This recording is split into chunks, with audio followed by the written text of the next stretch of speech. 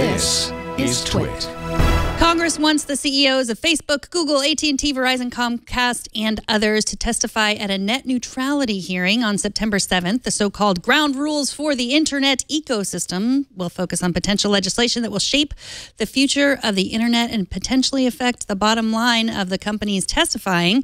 Recode senior policy and politics editor Tony Romm is here to talk about what does the news of this hearing mean? Yeah, this hearing is going to be a big question mark for much of the tech industry. At the moment, the House Energy and Commerce Committee, led by Republican lawmaker Greg Walden, has asked the leading executives of Amazon, Facebook, Google, and Netflix to come testify in September. The hearing is scheduled for September 7th. But the committee can't force those executives to come testify. It can ask them very politely. It can yell at them if they ultimately don't show up, but it's ultimately up to the companies to decide. And so that's going to be the real test here, whether these major tech companies, which talk about net neutrality but have other interests in mind, are willing to send their top executives to Washington to go toe-to-toe with the telecom industry. The likes of AT&T and Verizon have also been invited to this hearing. So we could see a showdown in September, or this could just be a bit of nothing if nobody sends anybody of note. So have you heard, do you think that these CEOs will show up? It's early. We only got word of the hearing this morning, and I've talked to all of the companies, and not a single one of them, tech or telecom, has said anything about their attendance. I also talked to the committee. The committee said the same thing. It hasn't heard anything either. And they really have until July 31st to correspond with congressional Republicans about their plans. But in the conversations I've had with lawmakers, the big takeaway is that they really want CEOs. They don't want lobbyists and lawyers to show up to this hearing. Whether that happens is another question entirely, but for the moment, I can't tell you a single one who's going because no one has told me if they're going. And don't they have until, or supposedly they have until like the end of this month to confirm. Yeah. So I guess that means we're probably going to find out in the next few days or begin to start hearing. We have matter of days as to whether they attend. And, in many cases with hearings like this, it's a negotiation. It'll come down to much closer to September, regardless of what the letter to chief executives, tech or telecom, may have said. They'll probably work this out well past July 31st, but they're supposed to tell the committee by then who they're sending. But, I think at the end of the day, from the tech company perspective, it might look really bad if they don't send their executives. I mean, the likes of Facebook and Google have talked for so long about the importance of net neutrality. And when push comes to shove, when they're finally asked to confront this issue on Capitol Hill, if they don't send somebody of importance, it potentially conveys this message that maybe net neutrality isn't the big political or policy issue that matters to those companies in 2017. Well, a lot of these companies participated in the big day, the big awareness day a few weeks ago around net neutrality. You would expect that they would want to be involved to this to some degree. And we've heard a lot about, obviously, we've got both sides of the matter, both for and against, who will be attending. Other companies that represent those sides are going to be attending, supposedly. And we know a lot of the ways that they differ. Are there any ways that they come to this meeting and they kind of have some sort of common ground on arriving at this event? Will there be any common ground, do you think? Sure. Well, a primary common ground is that everybody wants Congress to issue a final solution on net neutrality. This issue has ping-ponged back and forth between federal courts and the FCC for about 15 years, and there really hasn't been much of a resolution in sight. And there's a broad belief, whether you're an AT&T or you're a Facebook, that the party control of the White House and the FCC can't be what dictates how we approach net neutrality. This issue of net neutrality was settled really until Republicans won the White House and President Donald Trump tapped a Republican to run the FCC. If that hadn't happened, these rules might actually be fine. They might stay on the books, and we wouldn't be having the conversation that we're having right now. So there's a belief that Congress should probably do something, take this out of the realm of politics, set down a more lasting solution on net neutrality, and then we won't keep having to talk about this all the time. Mm-hmm. But when we get into the specifics as to what net neutrality looks like, that's a different debate. Everyone believes believes that there shouldn't be blocking or throttling. Those are the very basic tenets of net neutrality. But when you get into the real nitty-gritty, things like paid prioritization or online fast lanes, depending on where you sit in the debate, that's where Republicans and Democrats and telecom and tech differ. There appears to be more of a desire on the part of telecom companies and their Republican allies to allow this sort of paid prioritization as long as it's not harmful to companies. So to give you an example, we don't want to charge Netflix, for instance, for faster delivery of its movies or its TV shows to consumers. But if there's a way to charge a self-driving car company for faster access to a company's pipes, to an internet provider's pipes, then maybe they would necessarily do that. That's actually an issue raised by Comcast in its filings with the FCC, that paid prioritization might benefit autonomous vehicles and so forth. I know it sounds really nerdy, but these are the breakdowns of this debate, like how you actually translate the principles that we're talking about into law. And when it comes to that, we're very far away from any sort of compromise. So you had a great interview on Recode Decode, the podcast, talking to Democratic Senator Cory Booker. And one of the things that he said was that coming up with rules while we have a Republican Congress and a Republican president will end up with weaker rules in general. So can you talk a little bit about that?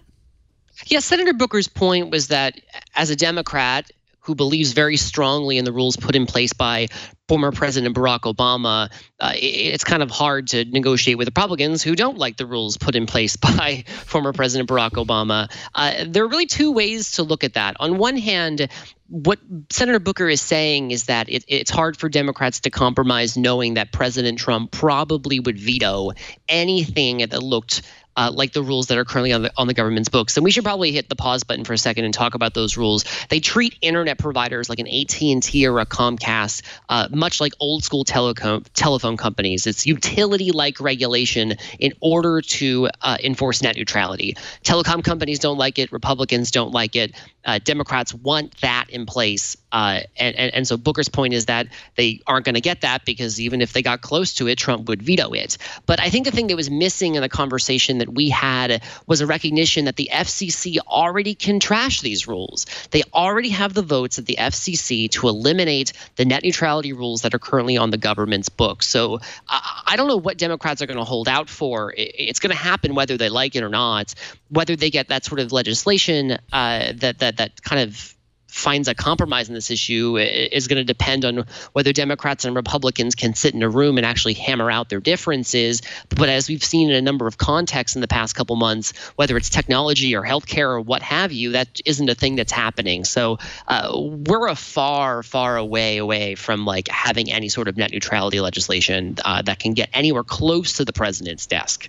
Okay, well, that kind of shoots down my question. But what I was kind of thinking leading up to here is that, we've been, like you said, it's been a kind of a tennis match, bouncing back and forth, keeps coming up, keeps changing. Now we're kind of at the point to where this is going to move in front of a congressional hearing.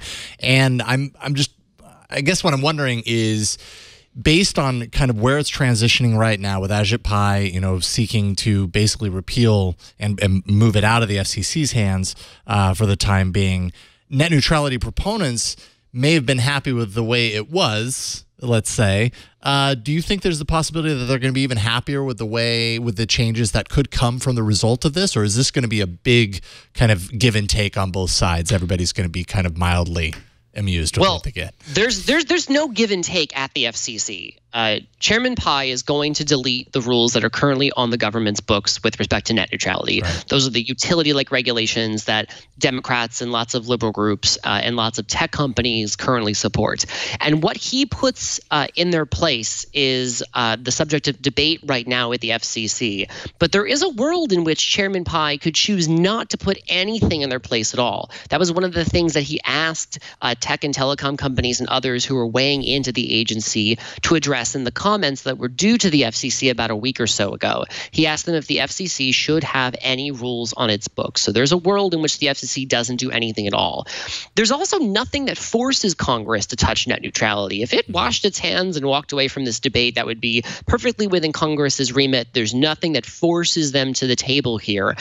And anything short of the Obama administration's rules, the very things that are about to be repealed, are probably not going to be enough for a lot of net neutrality advocates. They really believe that the only way you can stop companies from charging for faster delivery of web content, the only way you can stop a Comcast or an AT&T from charging web companies for faster delivery of that content, is through the rules that are currently on the government's books. Anything else is too weak and it's not going to work. So, we're at a big fundamental divide here, and whether we can, cross that and find some sort of compromise is a very tough question that has eluded lawmakers for many, many years. I've covered this debate for a very long time, and remember the last 3 times that Congress said it was going to deal with something on net neutrality, and not a single one of them resulted in legislation that got anywhere. And there's nothing that suggests to me that this time is really that much different.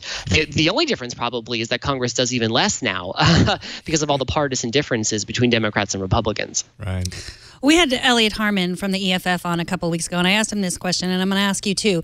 And obviously today, healthcare is the big news in D.C. and the possibility of many people losing their healthcare. What do you say to people who say, why do I need to care about net neutrality when I might not be able to get my prescription medicine? This is the huge challenge that a lot of folks face in this debate. How do you talk about it when we're talking about healthcare? And I don't think anybody who cares about both of those issues is going to tell you that net neutrality is more important than healthcare reform, or that it's more important than tax or infrastructure reforms, which are the next two things on President Trump's agenda. Whether he can get them done or not, it's another matter, but it's certainly what's on its agenda. But the question with net neutrality is how you access things online, the amount that you may or may not have to pay to access those things online, and when you really drill down to it, the competition for online services and between internet providers. These are things that matter on a very, very discrete day-to-day basis. The way that we log on to Skype to have this conversation, the amount that we pay Comcast or AT&T for access to our broadband service, whether it's on our laptops or it's on our smartphones. They're very tiny things, but they're very important things. But I wouldn't put them anywhere close to healthcare. I certainly wouldn't. And I do think the challenge in having this debate is breaking through all that noise. If you compare the protests that we had just a few days ago, where many tech companies, as you guys pointed out, joined an online rally in support of net neutrality to some of the previous efforts with respect to protests, whether it was net neutrality or the Stop Online Piracy Act, SOPA, where the internet blacked out in opposition to that legislation.